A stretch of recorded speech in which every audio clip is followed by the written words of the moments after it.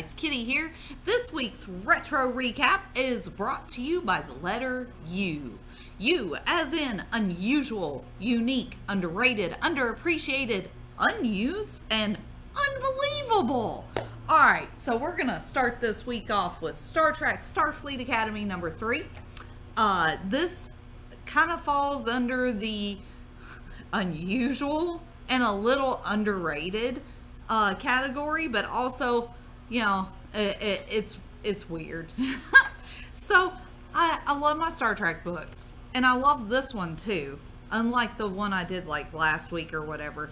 But this one, it's unusual because, I mean, the cover itself is unusual, but the events of this particular book fall between the episodes Homefront and Paradise Lost of DS9. So if you haven't watched those episodes, spoilers are in this book. Man, if you ain't watched those episodes, you're a little behind. So with the threat of the Founders and the Dominion and stuff going on, Starfleet has started blood testing and making sure that people are not, you know, changelings. Well, Matt Decker, leader, I think he's the leader of Omega Squad, which is Nog Squad in Starfleet, he has joined Red Squad. If you watch DS9, you know who Red Squad is. They reference the attack on the power generators, like in this. Actually, Matt Decker tries to stop them and ends up put like into a teleporter beam, so your pattern gets saved in the pattern buffers of the transporters, and that's what happens to him. Red Squad puts him in a holding pattern basically, and when they go to shut the power generators down, it's gonna kill him. Well, one of the Red Squad members actually hooks up a backup battery to the transporter so Matt Decker doesn't die. And his team saves him. And he had been in there for 6 days, but time hadn't passed for him. I mean, he like blinks out and then he blinks back. And that's what it shows from his perspective, which is cool and unique. You don't normally get to see it like that. So they stop, you know, what's left of Red Squad, and then there's this ominous message written in what looks like blood. I'm not sure though. It could be paint. Decker, you traitor, we'll get you someday. Red Squad is dead, but its true disciples live on. Oh, weird. So Red Squad's only mentioned a couple of times in DS9, and then you never hear anything else about it. So it's very cool to see more of it in a different book. And next, enter the Klingons. Ooh, I can't wait. But yeah, so great addition to the Starfleet Academy run here. And it's a good continuation of the story. So I liked it. Alright, one of the next books I did, that I read, was Doc Savage, and it also has a guest star, The Shadow, who is very underrated and underappreciated. Okay, so Doc Savage is very unique and unusual. They cover a lot of the U words this week. Doc Savage, I didn't know anything about him, and so reading this, you know, The Shadow's like, hey, that Doc Savage guy is weird because he's cutting into, you know, bad guys' brains to take out their criminal intent. Yeah, that's highly unusual. But they end up teaming up and going after the bad guy in this one. They don't conclude it in this particular book, but this is another one of those really great reads. It's older, so it is somewhat dated, but it's not that bad. It's very pulpy. And that's what I like. I like pulp stuff. So this was a really, really good book. If you like any of the old radio shows, just like The Shadow number 1 that I did last week or the week before, this is another really good one to read because it feels like you're reading a radio show. And it's got good content in it.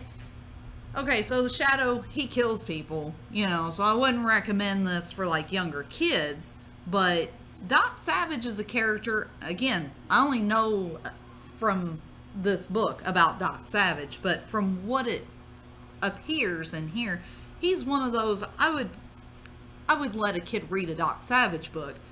Shadow's a different story, but this book in particular is okay. This book is actually available here at the store for sale. And if you need help finding it, Jeff can assist you with that. But there's some boxes back there that have a whole bunch of Doc Savage stuff in it, and that's where this one's at. So if you're interested in some Doc Savage stuff, there's plenty here. Alright, so the next book, this one's from Marvel. Shogun Warriors. Unbelievable. It's literally like Voltron and Power Rangers. It just, you know, I think it predates Power Rangers. I'm not sure about Voltron. I don't think it predates Voltron. I think he came first. But, like, this is one of those books. It just tickled me as I was reading it. So, one of the boxes on here, it says, and Raiden's first call to battle brings him to the outskirts of Tokyo, Japan, where the populace is menaced by an awesome tentacled creature. That is literally all you need to know about this book.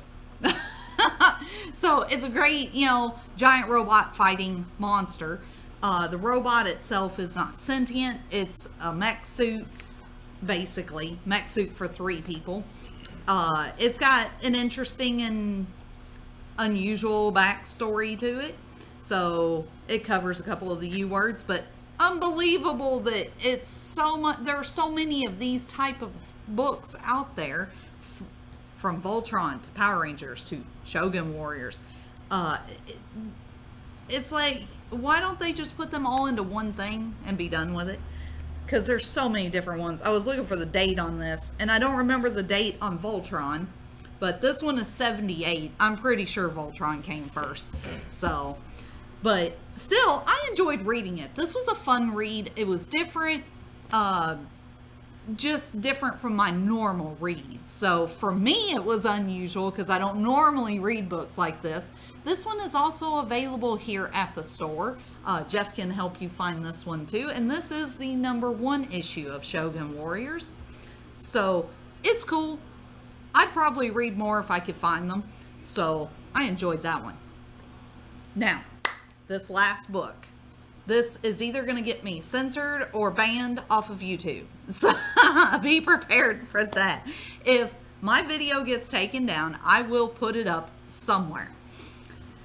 Spectacular Spider-Man, number 176. Mary Jane in mortal danger. Surprise. The birth of a terrifying new villain.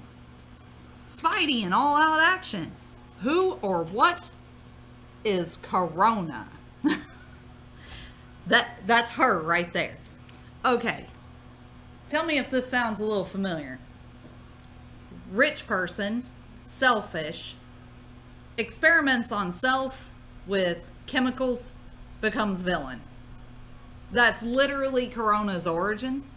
The only difference between her and some of the other villains that are like her is that her and her brother were doing it, like doing the experimentation stuff, and she duped Spidey into thinking that she was basically kidnapped by her brother and turned into Corona. Like, it shows she's telling him, you know, that they, like, literally jacked her straight out of her bed. And there's some pretty graphic stuff in this book, actually. I was surprised. Like, one of the guards has got her by her hair, calling her babe, you know, better respect me, babe. So, don't get this book if that stuff bothers you. But, yeah, she dupes Spidey into thinking that she's the victim here, when she's not. She had teamed up with her brother to do this. So, she's very selfish and self-centered, like all rich gazillionaire people. But the thing that makes her a little bit different from everyone else, a little unusual, and also completely, just absolutely unbelievable, when she was in her little chemical soup, the filter thing for the water that, like, did all the soups. I don't know, science stuff. Anyway, the filter overloaded. The water is tied into the city's water. Shocker. So the runoff from her chemical bath got in the city's water and is now causing people to have fevers, and they're in the hospital. The doctors don't know what's wrong with them. There's no cure and they can't fix it. Oh my gosh.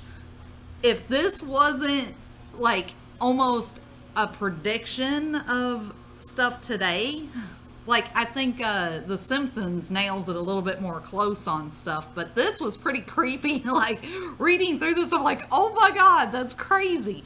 So, anyway, she falls under the category of unused as well. They will never use this character again. So, if you want a book that, if it were reprinted today, would be censored, you need to get this book, and it is available here at the store too. And it's my understanding that this dollar issue is now like $20, $30, $40, $50 because I guess her name is Corona. But I mean, the writing is fine. It's just the story's a little cringy because of some of the stuff that goes on, but only because of, you know, current situations. If I had read this 2 months ago, it probably wouldn't have been like, oh, okay, you know, it's whatever. But I almost want to read the rest of this. I want to know what happens later because all kinds of crazy stuff goes down. But anyway, that's it for my retro recap this week. If you want any of these books, come check the store. Jeff's got them. Live long and prosper.